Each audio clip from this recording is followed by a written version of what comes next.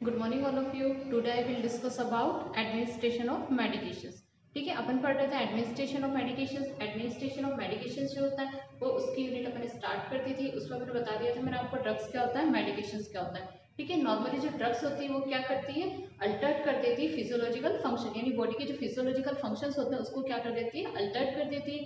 लेकिन जो मेडिकेशंस होती है, मेडिकेशन प्रॉपर किसके लिए होती है, किसी डायग्नोसिस करने के लिए या किसी ट्रीटमेंट के लिए, ठीक है, उसके लिए प्रोवाइड की, यानी कि जो ड्रग होती है वो थेरेपेटिक इफेक्ट करती है। मेडिकेशन जो होती है वो किसके लिए होती है, थेरेपेटिक इफेक्ट के लिए होती है। लेकिन जो ड्रग्स होती है वो कोई भी थेरेपेटिक इफेक्ट नहीं होता है, यानी किसी भी ट्रीटमेंट के लिए अपन ड्रग्स प्रोवाइड नहीं कर रहे हैं। अपन मेडिकेशन जो होती है वो प्रॉपर किसी ट्रीटमेंट के लिए आप उसे क्या कर रहे हैं, रिकमेंडेड कर रहे हैं। ठीक है, तो जितनी भी मेडिकेशन जितनी भी ड्रग्स है वो क्या हो सकती है, मेडिकेशन से हो सकती है। लेकिन और सॉरी, इसका मीन्स क्या हो गया, यानी कि जितनी भी मेडिकेशन, यानी सारी जितनी भी मेडिकेशंस वगैरह होती हैं वो अपने यहाँ क्या कर सकते हैं, यानी कि ऑल ड्रग्स, ऑल मेडिकेशन जो होती है वो क्या हो सकती है, ड्रग्स हो सकती है। ठीक है, लेकिन जो ड्रग्स होती है वो सारी मेडिकेशंस नहीं हो सकती। ठीक है, नेक्स्ट उसके बाद मैंने आपको बता दिया था नेम ऑफ द ड्रग्स। जो नेम होता है ड्रग्स का वो 4 टाइप का होता है। फर्स्ट होता है अपने पास कौन सा होता है, trend name, generic name, brand name. ठीक है, तो ये अपन फर्स्ट अपने पढ़ा था केमिकल नेम। केमिकल नेम जो होता है वो किसके अकॉर्डिंग होता है, यानी कि जो उसमें मेडिकेशन यूज की गई उसका स्ट्रक्चर क्या है, मॉलिक्यूलर क्या है, उसके बेस पे होता है, वो कौन सा होता है, केमिकल नेम। नेक्स्ट अपन मैंने बताया था आपको जेनरिक नेम। जेनरिक नेम जो होता है किसके अकॉर्डिंग रखा जाता है, जेनरिक नेम, यानी who first develop the drug, यानी जिसने फर्स्ट बार ड्रग को डेवलप किया है वो कौन सा होगा, जेनरिक नेम। नेक्स्ट मैंने आपको बताया था इसमें ऑफिशियल नेम। ऑफिशियल नेम जो होता है वो किसके द्वारा रखा जाता है, पब्लिश, है ना, किसके द्वारा पब्लिश किया गया, बीपी के द्वारा, है ना, ब्रिटिश पब्लिकेशंस के द्वारा, तो उसके अकॉर्डिंग। नेक्स्ट अपन पढ़ा था ट्रेड नेम। ट्रेड नेम यानी कि कॉपीराइट होता है। ठीक है, एक ही जो कॉपी होती है, जो ब्रांड होता है उसके अलग अलग ब्रांडेड होते हैं, यानी एक जो केमिकल प्रोडक्ट हो गया उसके अलग अलग ब्रांड्स हो गए, तो किस में आ जाएगा, ट्रेंड नेम यानी कि कॉपीराइट। नेक्स्ट मैंने आपको बताया था classification of the drugs. Drugs का क्लासिफिकेशन जो था वो 2 टाइप का था। ठीक है, एक था फंक्शनल, एक था एक्शन। ठीक है, तो फर्स्ट कौन सा, according to functional health pattern.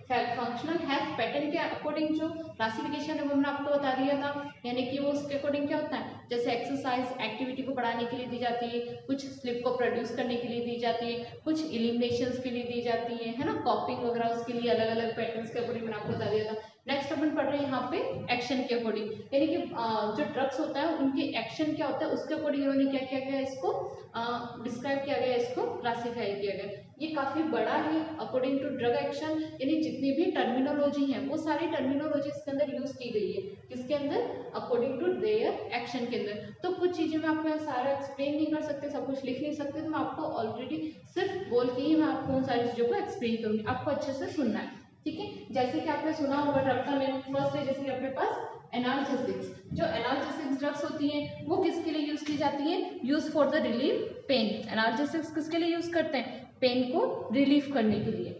ठीक है, तो यहाँ पे क्या हो गया, एनाल्जेसिक्स यानी एक ड्रग हो गई, वो किसके लिए यूज कर रहे हैं, पेन को रिलीफ करने के लिए कर रहे हैं, यानी उसका एक्शन क्या है, पेन को रिलीफ करना। तो अपन क्या पढ़े यहाँ पे, drugs classification according to their action, उसके एक्शन के अकॉर्डिंग। तो जो भी बॉडी के अंदर एक्शंस होते हैं तो वो उसी के अकॉर्डिंग उन्होंने उनका नाम रखा गया।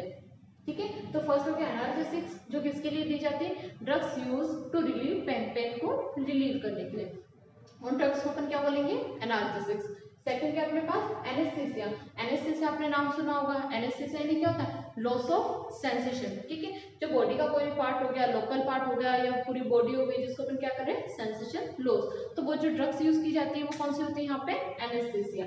नेक्स्ट है एंथेलमेटिक्स। एंथेलमेटिक्स या फिर वर्मी फंगल। वर्मी फंगल जो होती है किसको होती है, डिस्ट्रॉय ऑफ द वर्म। कौन सी होती है, डिस्ट्रॉय ऑफ द वर्म। जो वर्म होते हैं ना उनको क्या करती है, डिस्ट्रॉय करती है, माइक्रो ऑर्गेनिज्म को क्या करती है, डिस्ट्रॉय कर देती है। तो वो ड्रग्स कौन सी होती है यहाँ पे आपके पास, एंटीथेलमेटिक्स। ठीक है, नेक्स्ट है एंटीपायरेटिक्स। एंटीपायरेटिक्स नाम से ही पता है किसके अंदर दी जाती है, फीवर को रिड्यूस करने के लिए। कौन सी होगी यहाँ पे, एंटीपायरेटिक्स, यानी कि फीवर को रिड्यूस करने के लिए। तो इसी तरह से यहाँ पे बहुत सारी टर्मिनोलॉजी है, तो मैं आपको उन सभी टर्मिनोलॉजी की बोल बोल के आपको सिर्फ इसी तरह से एक्सप्लेन कर सकती हूँ, लिख नहीं सकती मैं सारी टर्मिनोलॉजी क्योंकि बहुत ज्यादा है। ठीक है, तो मैं आपको एक एक टर्मिनोलॉजी एक्सप्लेन करूंगी और हो सका तो मैं आपको नोट्स में सारी टर्मिनोलॉजी प्रोवाइड कर दूंगी।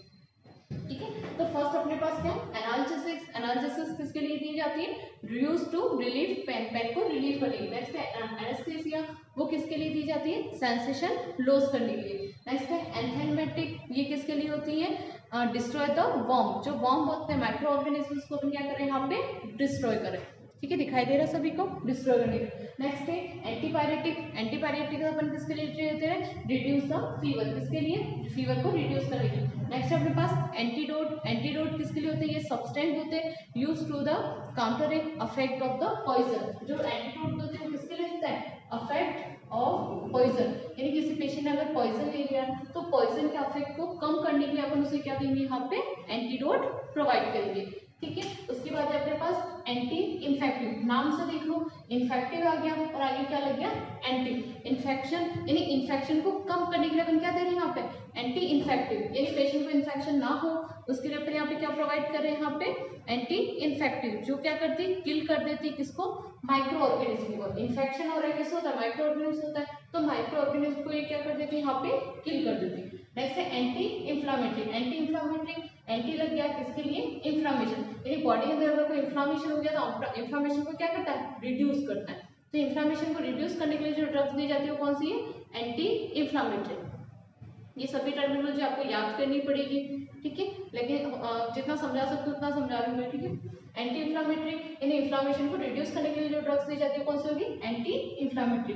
नेक्स्ट है एंटी कोगुलेंट्स। एंटी कोगुलेंट्स यानी क्या होता है, कोगुलेंट यानी क्या होता है, यानी कि ब्लड कोगुलेटिंग फैक्टर जो होते हैं उनको ये क्या करते हैं, यहाँ पे इनहिबिट कर देते हैं। ठीक है, जो कोगुलेशन फैक्टर होता है यानी ब्लड के अंदर जो थक्का जम जाता है ना, क्लोटिंग फैक्टर जो होते हैं उनको यहाँ पे क्या करेगी, रिड्यूस कर देगी।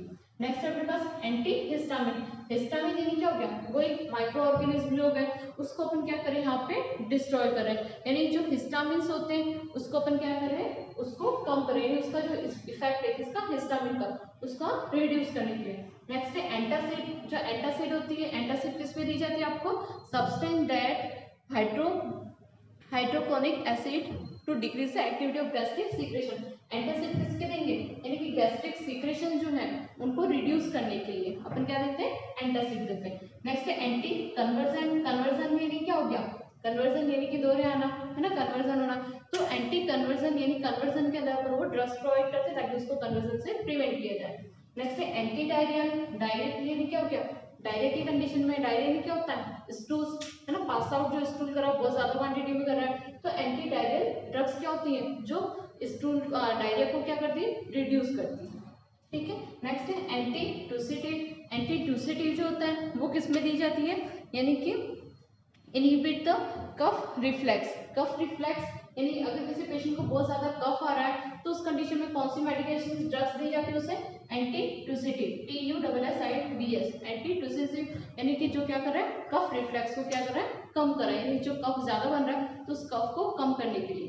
ठीक है, ये सारी ड्रग्स कौन से फॉर्म में आती है ये भी अपन पढ़ेंगे, है ना, सिरप में आती है, टैबलेट्स में आती है ना, वो सभी अपन पढ़ेंगे। तो ये कौन से होगी, एंटी टूसिटिव। समझ में आया सभी को जो मैं पढ़ा रही हूँ, ये आपको नॉर्मली सिर्फ ऐसे ही समझना पड़ेगा क्योंकि सारी टर्मिनोलॉजी बहुत ज्यादा टर्मिनोलॉजी है, तो जितना एक्सप्लेन कर सकती हूँ वो मैं कर रही हूँ। नेक्स्ट है अपने पास एंटी एनेस्थेटिक, है ना, एंटी एनेस्थेटिक। एंटी एनेस्थेटिक यानी कि किसके लिए दे रहे हैं अपन यहाँ पे, सॉरी, एंटी अस्थमैटिक। ये क्या है यहाँ पे, एंटी अस्थमैटिक, एंटी अस्थमैटिक यानी कि अस्थमा के लिए दे रहे हैं। एंटी अस्थमैटिक यानी अस्थमैटिक का ये क्या हो गया, अस्थमा, तो किसके लिए प्रोवाइड की जा रही है, अस्थमा की कंडीशन, यानी पेशेंट को अस्थमा है तो उस कंडीशन में अपन क्या प्रोवाइड करेंगे, एंटी अस्थमैटिक मेडिकेशंस प्रोवाइड की जाती है। ठीक है, नेक्स्ट है अपने पास में एंटी, नेक्स्ट है एंटी प्यूरिटिस, PRURITS, एंटी प्यूरिटिस। ये जो होती है ड्रग्स किसके लिए जाती है, रिलीव इचिंग। एंटी प्रेसिटिस जो ड्रग्स होती है क्या होती है, इचिंग, है ना, किसी पेशेंट को अगर इचिंग हो रही है बहुत ज्यादा तो उसको रिलीव करना है। इचिंग यानी क्या होता है, खुजली आना, बहुत ज्यादा खुजली आ रही है तो उस कंडीशन में उसको ये प्रोवाइड की जाती है। नेक्स्ट है एंटीसेप्टिक। एंटीसेप्टिक आपको पता है नॉर्मली हाउस में भी यूज किया जाता है, एंटीसेप्टिक यानी किल ऑफ द माइक्रो ऑर्गेनिज्म को किल करने के लिए।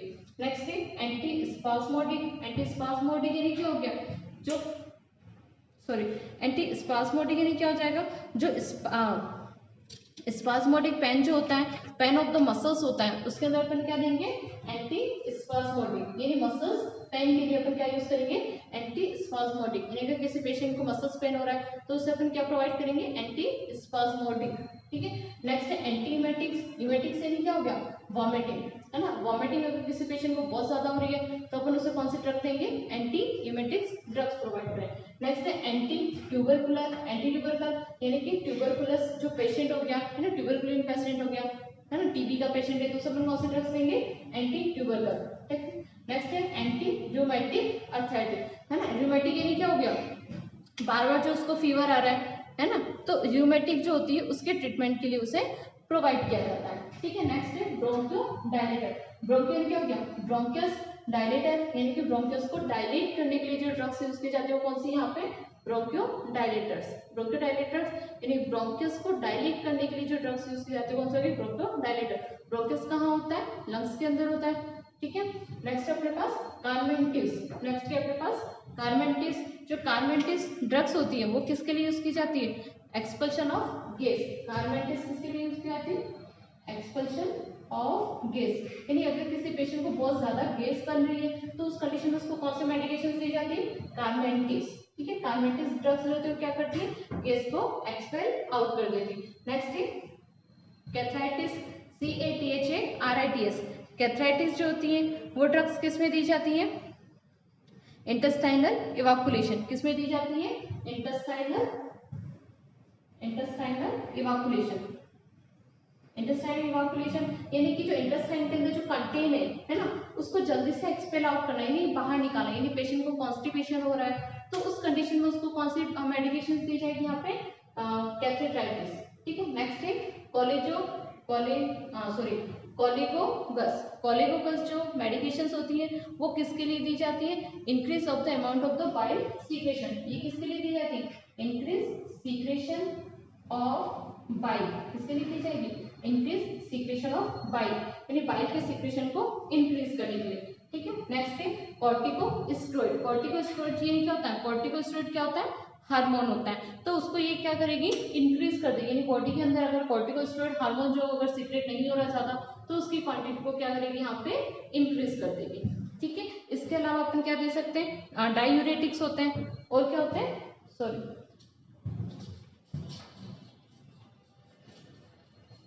इसके अलावा और क्या क्या हो सकता है, डायूरेटिक्स। डायूरेटिक्स ड्रग्स किसके लिए दे रहे हैं, डायूरेटिक्स किसमें यूज करेंगे, यूरिन के अंदर। ठीक है, तो increase the flow of urine. Diuretics किसके लिए यूज की जाती है, increase the flow of the urine. Urine के फ्लो को बढ़ाने के लिए अपन कौन सा यूज करेंगे, डायूरेटिक्स का यूज किया जाता है। नेक्स्ट है डिटर्जेंट। डिटर्जेंट क्या होता है, डिटर्जेंट जो क्या करते हैं, डिस्ट्रॉय कर देते हैं, किसको, माइक्रो ऑर्गेनिम्स को डिस्ट्रॉय कर देते हैं, या फिर क्लीनिंग एजेंट के रूप में किसको यूज किया जाता है, डिटर्जेंट को यूज किया जाता है। ठीक है, नेक्स्ट है इमेटिक्स। इमेटिक्स क्या होती है, इमेटिक्स, ठीक है, मैंने आपको बताया एंटी इमेटिक। एंटी इमेटिक यानी वॉमिटिंग को क्या कर रहे हैं, यहाँ पे रिड्यूस कर रहा था। एंटी इमेटिक आ गया, एंटी लग गया तो वॉमिटिंग को वो रिड्यूस करेगा। लेकिन इमेटिक्स क्या होती है, वॉमिटिंग को प्रोड्यूस कर रहे हैं, है ना। यहाँ पे इमेटिक्स क्या हो गया, वॉमिटिंग को प्रोड्यूस करवा रहे हैं अपन। प्रोड्यूस कब करवाएंगे, जब पेशेंट ने पॉइजन खा लिया है तो उस पॉइजन की कंडीशन में क्या करेंगे, उस कंटेंट को बाहर निकालने के लिए अपन उसे क्या देंगे, एमेटिक्स देंगे, जिसकी वजह से उससे जो पॉइजन है वो क्या होगा, बाहर आ जाएगा, वॉमिटिंग के थ्रू से बाहर आ जाएगा। अगर यहाँ पे अपन ने एंटी लगा दिया है ना, एंटी इमेटिक्स हो गई, तो एंटी इमेटिक्स कब देंगे अपन, वॉमिटिंग को रिड्यूस करने के लिए, है ना। प्रेग्नेंट वुमेन को क्या होता है, बहुत ज्यादा वॉमिटिंग्स होती है ड्यूरिंग प्रेगनेंसी, तो अपन उससे वहाँ क्या देते हैं, एंटी इमेटिक्स देते हैं, ताकि उसकी वॉमिटिंग को अपन रिड्यूस कर सकते हैं। समझ में आ रहा सभी को। उसके अलावा अपने पास और क्या है, जैसे कि गैलेक्टोगोज। जो गैलेक्टोगोज होती है मेडिकेशंस, वो किसके लिए दी जाती है, increase the flow of the milk. किसके लिए दी जाती है, इंक्रीज फ्लो ऑफ मिल्क, यानी जो मिल्क प्रोडक्शन होता है ड्यूरिंग द प्रेगनेंसी। तो जो मिल्क प्रोडक्शन होता है उसको अपन क्या कर रहे हैं, ब्रेस्ट फीडिंग के लिए मिल्क के प्रोडक्शन को, फ्लो को अपन क्या कर रहे हैं, इंक्रीज करने के लिए क्या देंगे यहाँ पे, गैलेक्टोगोज। क्या देंगे, गैलेक्टोगोज। ठीक है, इसके अलावा अपने पास है मायोटिक्स। जो मायोटिक्स मेडिकेशंस होती है वो किसके लिए दी जाती है, यहाँ पे contract the pupils of the eye. किसके लिए दी जाती है, contract the pupils of eye, यानी आई की जो प्यूपिल्स होती है ना, आई की प्यूपिल्स उसमें क्या करना है, कॉन्ट्रैक्शन करवाने के लिए, तो अपन कौन सी उससे मेडिकेशन देंगे, मायोटिक्स। कौन सी मेडिकेशन देंगे, मायोटिक्स। उसके अलावा नार्कोटिक और क्या होते हैं, नार्कोटिक्स है ना, नार्कोटिक्स ड्रग्स होती है। नार्कोटिक्स ड्रग्स किसके लिए दी जाती है, यहाँ पे ड्रग्स प्रोड्यूस कंप्लीट इनसेंसिटिविटी किसके लिए दी जाती है, स्टूपर हो गया या इंक्रीज सेंसिटिविटी। नार्कोटिक यानी कि नॉर्मली सेडेटिव है ना, सेडेटिव ड्रग्स जो होती है नार्कोटिक, स्लिप को प्रोड्यूस करने के लिए, उसकी एक्टिविटी को रिड्यूस करने के लिए यहाँ पे क्या किया जाता है, उसे प्रोवाइड किया जाता है। ठीक है, इसके अलावा अपन क्या दे सकते हैं, सेडेटिव्स। सेडेटिव्स भी किसके लिए होती है, इंक्रीज द स्लिप, यानी स्लिप को प्रोड्यूस करने के लिए अपन क्या देते हैं, सेडेटिव्स भी प्रोवाइड की जाती है। उसके अलावा स्टिमुलेंट्स भी दिए जाते हैं। कौन सी ड्रग्स होती है, स्टिमुलेंट्स। स्टिमुलेंट्स क्या होता है, बॉडी की एक्टिविटी को क्या करता है, स्टिमुलेट कर देता है। ठीक है, उसके लिए भी स्टिमुलेंट्स दी जाती है। ठीक है, उसके अलावा अपन इसमें वर्मी फंगल है ना, वर्मी फंगल्स के लिए वॉसोडाइलेटर्स है ना, वेन को डायलेट करने के लिए अपन ड्रग्स दे रहे हैं। इस तरह से काफी बहुत सारे ड्रग्स है, टर्मिनोलॉजी जो उसके एक्शन के अकॉर्डिंग उनको प्रोवाइड की जाती है। ठीक है, तो ये सारे मैं आपको नोट्स में प्रोवाइड कर दूंगी जितनी भी है। यानी अपने किसके लिए, एंटी फंगल। एंटी फंगल यानी फंगस है तो उससे अपन क्या करें, एंटी फंगल दे रहे हैं। तो फंगस का जो प्रोडक्शन है उसको अपन क्या करें, रिड्यूस करने के लिए या फिर उसको इनिबिट करने के लिए, डिस्ट्रॉय करने के लिए, kill off the vermi fungus, worm को। ठीक है, इमेटिक्स जो क्या कर रहे हैं, वॉमिटिंग को प्रोड्यूस करने के लिए। एंटीमेटिक ड्रग को वॉमिटिंग को रिड्यूस करने के लिए। एंटी डायरिया, डायरिया को रिड्यूस करने के लिए है ना। ब्रोंकोडायलेटर्स, ब्रोंकियस को डायलेट करने के लिए दे रहे हैं है ना। इस तरह से सारी ड्रग्स को देयर एक्शन किसके अकॉर्डिंग है, classification, classification according to their action. समझ में आएगा आपको। बाकी सारी टर्मिनोलॉजी मैं आपको नोट्स में प्रोवाइड कर दूंगी क्योंकि सारी टर्मिनोलॉजी मैं आपको एक्सप्लेन नहीं कर सकती। ठीक है, नेक्स्ट अपन इसमें टॉपिक पढ़ेंगे। नेक्स्ट जो अपना टॉपिक है वो है इसमें मेडिकेशन ऑर्डर।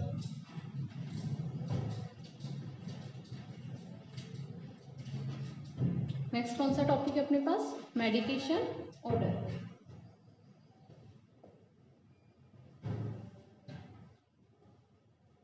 मेडिकेशन ऑर्डर यानी जो मेडिकेशन प्रोवाइड की जाती है डॉक्टर्स के द्वारा, जो भी प्रिस्क्रिप्शन किया जाता है मेडिकेशन का, तो उसके कुछ ऑर्डर्स होते हैं, यानी किसके अकॉर्डिंग आपको प्रिस्क्रिप्शन रखना है। फर्स्ट है क्लाइंट नेम है ना, जो भी प्रिस्क्रिप्शन होता है उसके ऊपर क्या होता है, क्लाइंट का नेम लिखा होता है।